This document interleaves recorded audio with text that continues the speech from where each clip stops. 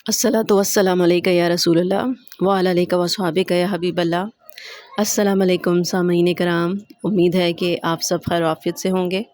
आज का हमारा जो मौजू है ख्वाब के हवाले से वो है सूरज या आफ़ताब देखना।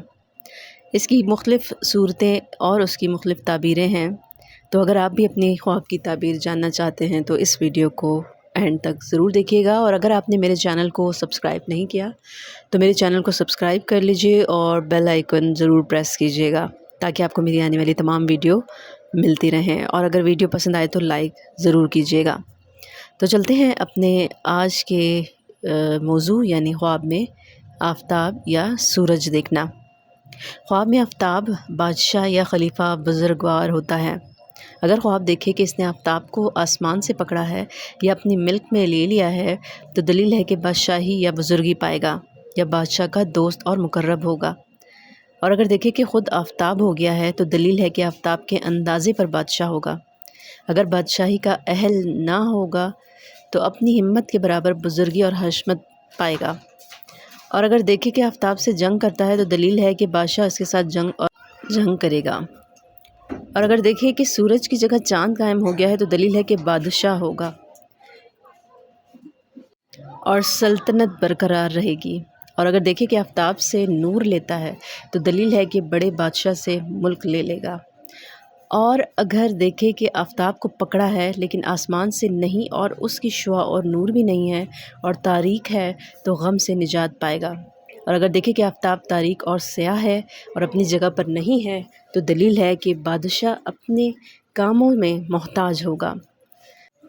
हज़रत इब्न सीरीन रहमतुल्लाह अलैह ने फरमाया कि ख्वाब में आफ़ताब बुज़ुर्गवार बादशाह होता है और चाँद वज़ीर और ज़हरा औरत और अतारत बादशाह का मुंशी और मरीख़ शाही पहलवान और बाकी सितारे बादशाही लश्कर होते हैं। ख्वाब में आफ़ताब बाप और चाँद माँ और बाकी सितारे भाई होते हैं।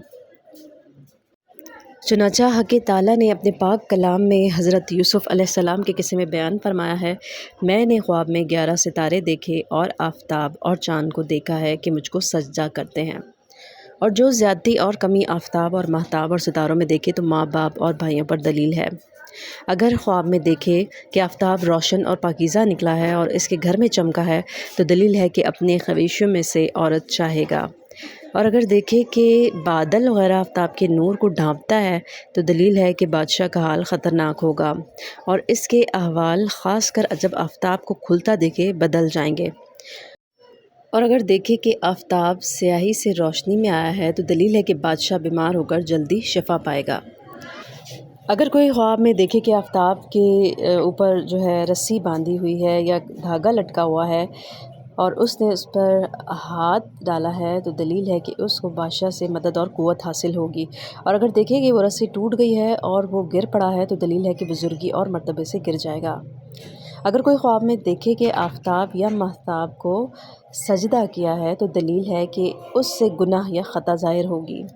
और अगर देखें कि आफ़ताब या महताब या तमाम सितारे एक जगह जमा हैं और उनके नूर को लेता है तो दलील है कि जहाँ की बादशाही हासिल करेगा।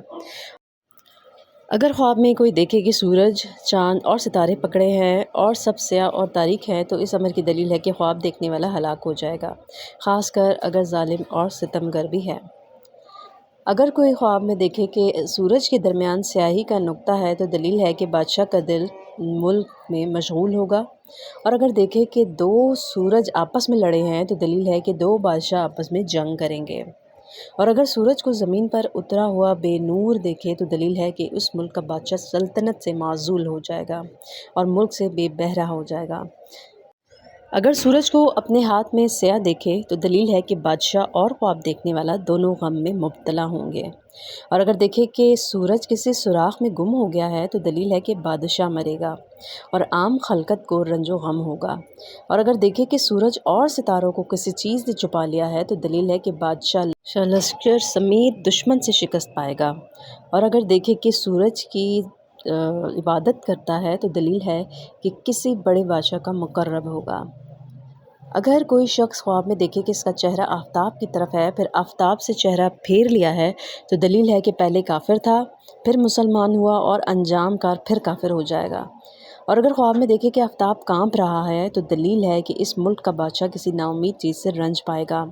اور اگر کوئی شخص خواب میں دیکھے کہ آفتاب کو اپنے ساتھ باتیں کرتے ہوئے تو دلیل یہ ہے کہ بادشاہ سے مرتبہ اور بزرگی پائے گا اور رتبہ پائے گا۔